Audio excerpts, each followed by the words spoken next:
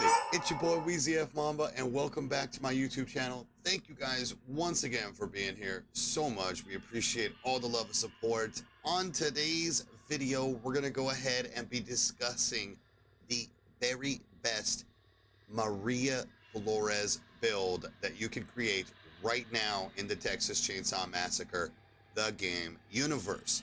Guys, if you please like the video, head on over and hit that subscriber button too. We're super close to 5,000 subscribers. I appreciate once again all the love and support right here on the channel and on the Twitch side as well. Let's get right into the video. We're going to show you guys the best build that you can create right now for Maria Flores in the Texas Chainsaw Massacre game. Let's pop on over to the live scene right now as we take a look at her build, ladies and gentlemen. So we have finally hit level 1 with her. It's a lot harder to get Maria than it was to get Hands maxed out. Everybody on their world is playing Maria right now, and you kind of got to build for her, okay?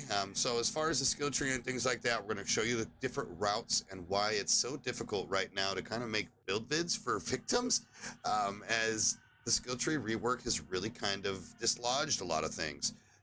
But we're going to go ahead and show you, okay? So Sweet Talk obviously is her main slash star sign. We're going to go ahead and take a peek, okay? First off, this is the definitely route. We have a definitive route for her. Even though we're only level 1, we know exactly by reading everything what's going to be the most, okay? So first off, ability cooldown reduction. The cooldown time between uses of your Sweet Talk ability is reduced by 20%. So this is obviously going to be better than an increased Grandpa highlights. All this does is show you where Grandpa is for an additional 15 seconds. If anybody has played this game long enough, we all know the spawns of Grandpa.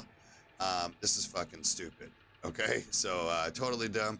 We know where all the Grandpa spawns are, so you don't even need that. And then cooldown delay reduced by 1 second. I feel like 1 second and 20% is going to be a whole different type of story. So we're definitely going to go right. Once you hit level 2, you're going to want to head over to the middle, decreasing the time it takes to Sweet Talk Grandpa to 2 seconds. So you have an interaction. You walk up to Grandpa, you hold your corresponding button. For me on Xbox, it is right bumper. And when you hold right bumper, it takes about 4 to 5 seconds to fully Sweet Talk Grandpa. Now, dropping this down to 2 seconds will get you out of harm's way quick, which is super nice. You're up there, 2 seconds, you're gone, right? So the odds of completing anything faster is always better. That way you can probably stay away and out of sight of the family members. Please keep in mind, you do have to sneak up on him from the side, kind of like you do to sneak attack him. It's the same scenario to Sweet Talk him. If you walk too close in front of him, he will notice you and outline you. So always walk up to him from the side. Once you hit level 3, this is going to be the absolute best. I'll show you the other two real quick. An additional Grandpa sonar. Who cares, dude, right? We can multiple times a game Sweet Talk Grandpa, so even if the second one is there, you guys can just stay still for a few seconds. Don't worry about that Grandpa sonar. The reduce Sweet Talk Grandpa will reduce his level by 1. While sounds awesome, guess what? Do they ever? Is there certain games where people don't even feed ever? You know what I mean? So it's trolly. It's kind of funny. His level will be reduced by 1, but it also will alert the family that you just Sweet Talked him, okay? And it's only 1 time, okay? The first time you Sweet Talk Grandpa, his level will be reduced by 1. So anything that gets time gated, as in you only can do it once outside of the rip stall, don't worry about that. Then you will have just this. It's not the best way. The best one to do is right up the gut. So you're going to go right, mid, mid. Grandpa highlights family members in close proximity to him. This is constant, okay? This is constant. So Grandpa highlighting proximity, family members in close proximity to him. It's very, very strong. This way, that anytime that they pass by Grandpa or anything like that, they'll be highlighted. This is a throughout the game experience, which is fucking awesome, okay? So it's definitely a really good perk. Strong perk, okay? Let's move on to the skill tree, okay? Now, the skill tree, again, we have taken quite a bit of extensive research the last 24 hours. We live streamed and made builds for 4 hours, okay? And so now what we're doing is taking a peek at all this. And we initially went to the left side because of Saboteur. Now, I just want everybody to know, now, Saboteur is dead because of hands. Because of hands, you no longer need to use Saboteur. It's so unfortunate that kind of negates that perk until they rework Hands' Ripstall ability.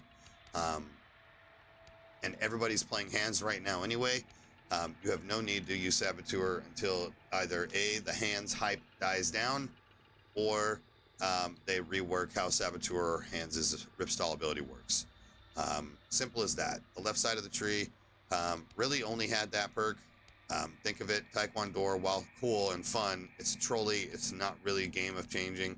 And then What Doesn't Kill You was a good perk as well, but it's not justified enough to skip out on 2 of the perks on the right side of the tree here. We're going to go ahead and talk about it. So first off, what you want to do is go ahead and go up. Obviously, you're going to receive Bomb Squad immediately. This is absolutely meta perk right now, since 9 traps can be placed on a map. And if they are running Nancy with pins and needles, even more can then be placed than 9. So in the time being, with Hitchhikers, Hands, and Nancy's, all with the ability to place traps, and all of them can be bomb squatted, definitely going to want to pop on Bomb Squad. It is disgusting. They might have to revert this back to the OG Bomb Squad, at least for the unlimited amount, because 4 is pretty crazy. Anyways, you're going to pop up and go upstairs. You're going to go up here and to the right, and you're going to grab Stunt Double and Ran Track. Okay? You're going to go up and then head right again. Grab this Blood Clot Cry, which we'll be talking about later. And No Cell, ladies and gentlemen. No Cell, absolutely still one of the best meta perks in the game for any character that can equip it. And then you're going to finish up top with the Efficient Backstabber and give all your attribute points, which will allot you 30 attribute points. At this point, what you're going to want to do is equip No Cell, Ran Track, and Bomb Squad. The reason why is because of this. I'll go ahead and show you. Her base endurance is 25. As you guys remember from our previous endurance video, the endurance is a little wonky in this game. Basically, you don't need to put more than 30 points.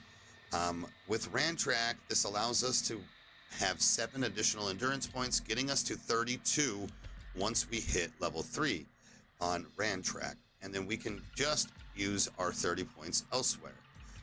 She has extremely bad proficiency off rip, and remember, her base stats are the exact same as Ana. So what we want to do is kind of build her around that. Fortunately, she doesn't have a lot of meta perks like Ana did at one point, Grappler, Choose Fight, etc. But here we are. No Cell is absolute game changer, and Bomb Squad is an absolute game changer. Ran Track allows us to just disperse elsewhere. The reason why we're doing that is because everything else is kind of at the moment, right? We don't need any of those default perks. Hush or Die is awful, okay? Seeing Red, we don't need. Blood Clot Cly, we're going to talk about in build number 2. And Efficient Backstabber is nice, but also you can just grab the 900 bones in the basement. And, you know, the 300 bones that are up top. Resilience trash, and Tourniquet was nerfed. And we're going to talk about Dietitian as well. So kind of scenario here, this is what you're talking about, all right? These are great perks to tag along, and this is the best attributes that you can put in. We want to build her as a proficiency character at this point, considering proficiency is still meta in this game, and it always has been and always will be. Yes, you can go and put, you know, max toughness and max strength and be a bully with No Cell, but you don't have a lot of backups to No Cell there. This is going to be a proficiency build. Use those bomb squads to disable hitchhiker traps, to disable the electronic traps from Hands, and still have that max endurance for you, okay?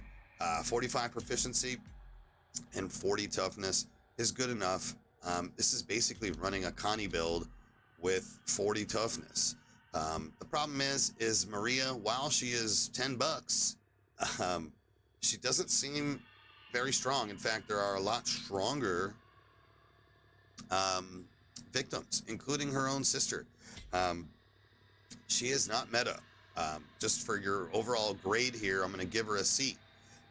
You know, 6 out of 10, 7 out of 10, maybe.